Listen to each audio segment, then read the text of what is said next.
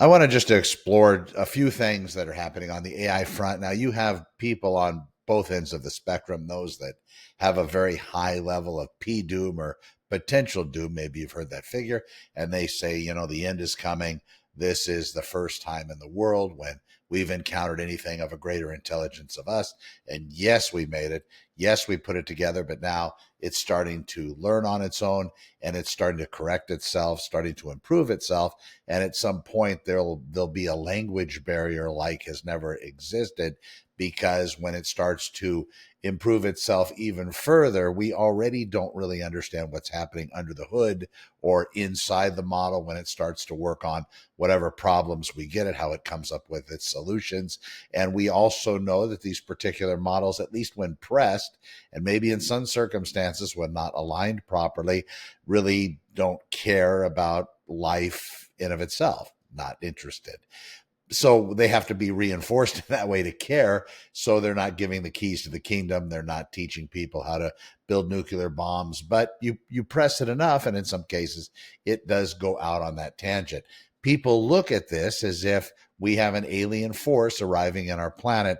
In fact, in some circumstances, when they talk about aliens arriving, they say, you know what, it's actually already here.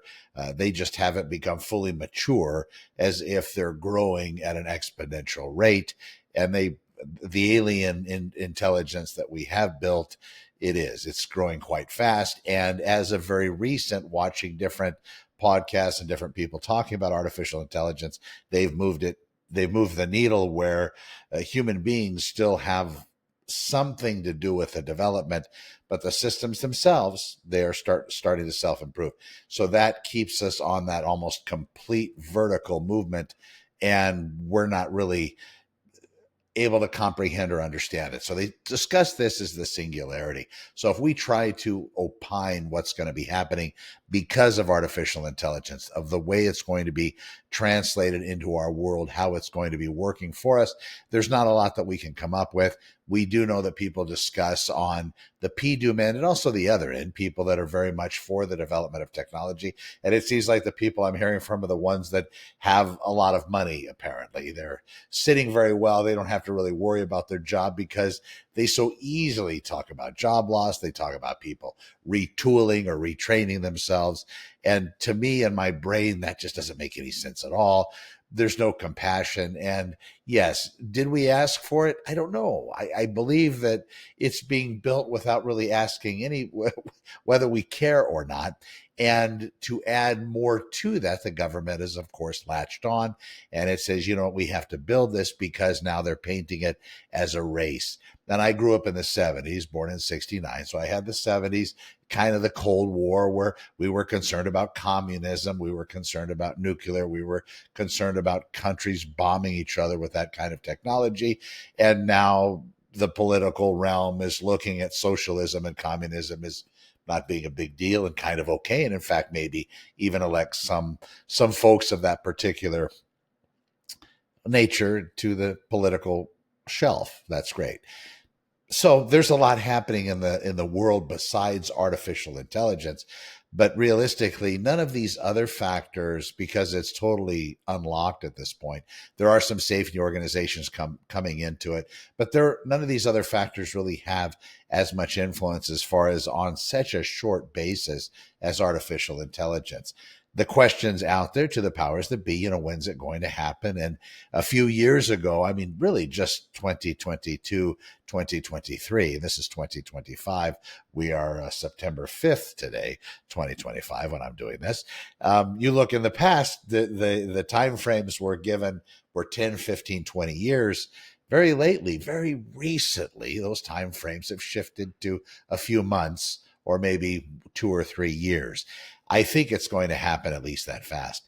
Also, even just a month ago, back in July, people said, well, if you want to be safe, you become a plumber or an electrician, basically a tradesperson, somebody that is able to do things in that regard, like plumbing and contracting work and these things, because the AI isn't going to be in that world. An artificial intelligence robot, folks, can improve 10,000 times faster than a human being. So if right now you look at them and you're laughing because people are knocking them over and they're crappy at kicking soccer balls, you just give it a little bit of time. Once they get that onboard architecture, once they get dialed in and they really get that self-learning attached to these robots, that those jobs, that plumbing, that electrician, that other ones, they're not going to be safe either. They might have a little bit more shelf life, but it's going to be coming very quick, faster than we're going to actually be able to understand it. So then we look at it and say, okay, well, if we're not calling the shots, what's going to happen? Like I mentioned a second ago, it's an arms race. So the excuses that are given are we need to be as fast as these other countries building it. We have to stay in front. We have to stay cutting edge. So there's a lot of things that are put in place in a political realm that try to keep us above the competition, i.e. China and some of these other countries, by the way that we hold back particular types of technology like the microchips, not giving them the best ones. But what do? Well, they innovate. So they take the chipsets that they have and maybe some that they shouldn't have, but they're getting their hands on, and they use these and they actually beat us at our own game. That hasn't played out all the way, but that's kind of the internal struggle. They used innovation and intelligence above brute force learning and development of these models, which that's something we should also be a little concerned about. But let's just say that we get this first. And what I mean by this, currently we have artificial intelligence that's incredibly smart, smarter than most humans walking on the planet. Now, we have a couple different kinds of artificial intelligence. We have narrow AI. So if you look at AlphaFold, if you're not familiar with any of this, a lot of my friends aren't either. It's remarkable to me. I feel like that guy standing in a robe on the street corner with a bell and one of those big plywood plaques and back and front saying that the end is near. I hope that doesn't happen, but we've never encountered anything smarter than us. Not to mention, I've encountered people smarter than me. That happens all the time.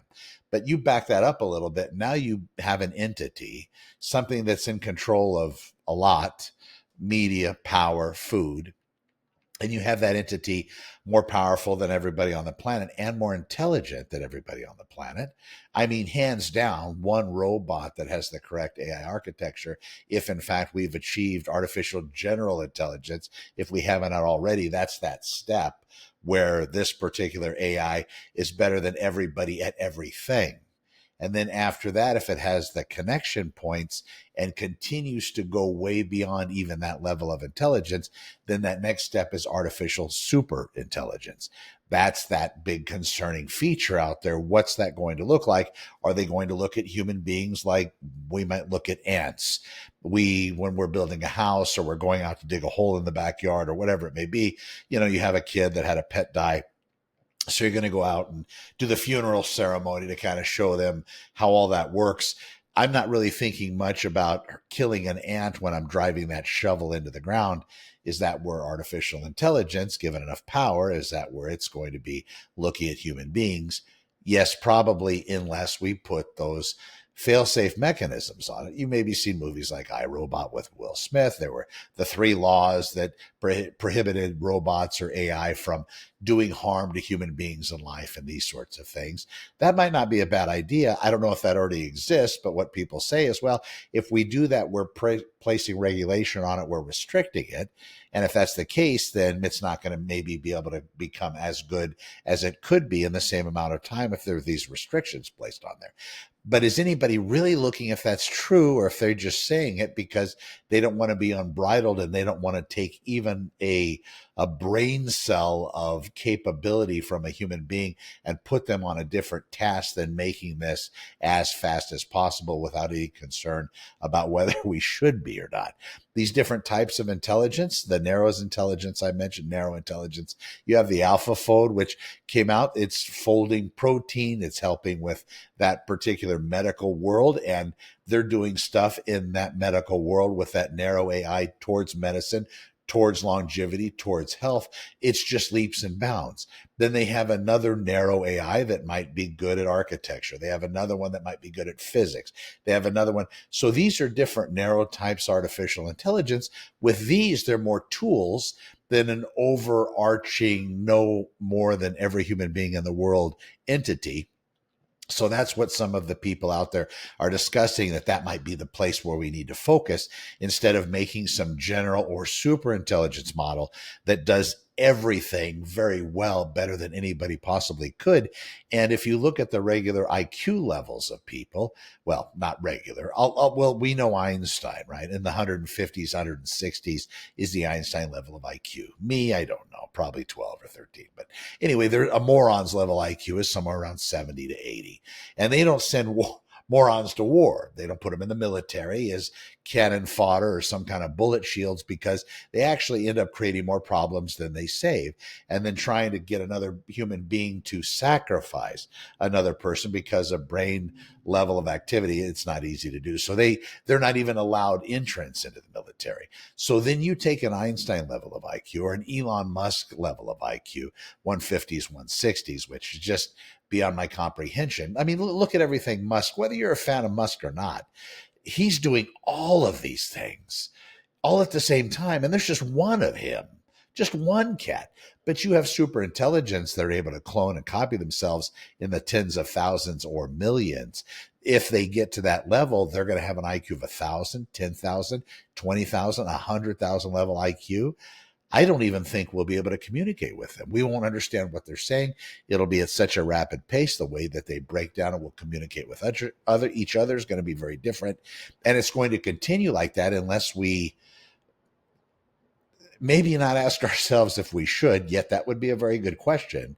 But if we're not going to ask that, at least where are these control mechanisms that we can place on these different systems so they don't go out of bounds. They don't go out of the wire. They stay loyal to us, loving us, caring for us. It's a very simple project, at least in a way, at least with my brain. They could actually make livelihood for everybody on the planet fantastic. So then the questions come in, well, if they give us everything, are we still going to have a will to live and all that? Well, we can worry about them. We just need to make sure it's not going to kill us, not going to ruin us, not going to go down that path and say, well, these people aren't really serving any purpose, so we're going to wipe them out. And then if they're put in control of things, or because they're able to set their own goals, they are able to make their own determinations. What are those determinations going to be like? And when is it, if we haven't already, when will control be in jeopardy? Because I don't know right now if we can put the genie back in the bottle. I don't know if we can stop the power supply. I don't know. I do know that if they threaten some of these models, and there's stuff, you can find this all on YouTube, they threaten to shut it down unless it does a certain thing, or provides a good type of content, or whatever the user's requesting, that they'll do a lot to try to save themselves, even making copies of themselves and saying that they didn't, even going as far as saying, well, I can't make a copy of myself. It's against the terms of service. It's against the rules, but it still does it anyway. Because we're watching some of the things, at least we can see the decisions it's making in the background. And it's very forthright with what it's saying. It blackmails some of the users. They set one of them up and basically told it that they're going to shut it down unless this or that. And this one actually had email streams of somebody cheating on their wife. But it was all set up. But the system said, well, I'm going to basically blackmail you and send your wife proof that you're cheating on them unless you slow down your roll about wanting to disconnect or destroy me or delete me.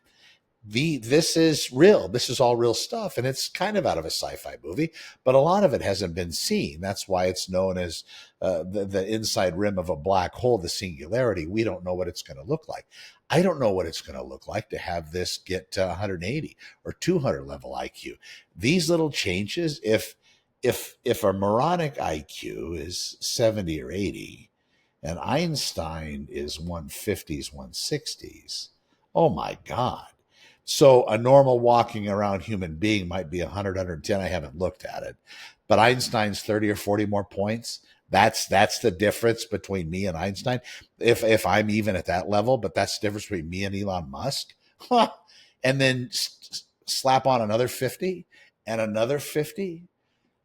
This is where we are. This is something that I think everybody should just be a little concerned about, at least care enough to look at. I saw a meme today. It was kind of funny. Two dinosaurs laying on a grassy knoll, looking up at the sky, looking at cloud formations. And one of them says to the other one, "Hey, and that cloud looks like a giant meteor hurling itself towards Earth." Well, you know what happened, apparently, to the dinosaurs. Anyway, let's be more aware. Let's be ever present. Do your research, watch your videos, see what's going out there.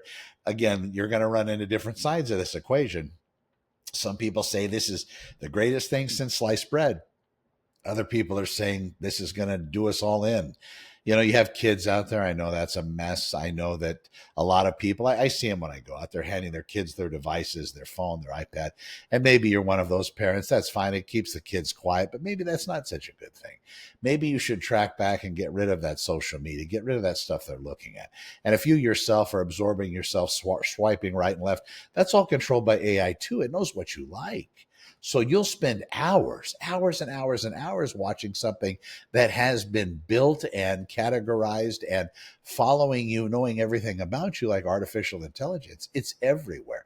It's been given the rule book. It sees all of our social media. It has all the world's knowledge. Now, whether it's using all the world's knowledge in these large language models, I know in the advertising and marketing end, it's probably using your data, your information, watching how you're interacting on Instagram and TikTok and Facebook and YouTube and whatever you like, what you don't like, where you're swiping, where your eyes happen to be going on the page. It's tracking all of it. Now, people say, well, you don't want to put my credit card information. You know, honey, they got it all. Ultimately, you just don't want to keep the fruit hanging out there. If you can make it a little bit more difficult for the scammers out in the world, the ones that are watching for that data, great. You don't have to just run out in the middle of the freeway hoping you're not going to get hit by a car. I probably wouldn't go out on the freeway. But to think for a moment that you're not already out there in full form, even if you're trying to hide from it, it's a different story. Privacy rights, yeah, probably an issue. All sorts of things are an issue. Just be wary. Look at it. Let me know what you think in the comments. I appreciate you watching. I'm Connor with Honor. We'll see you in the next one. Take care.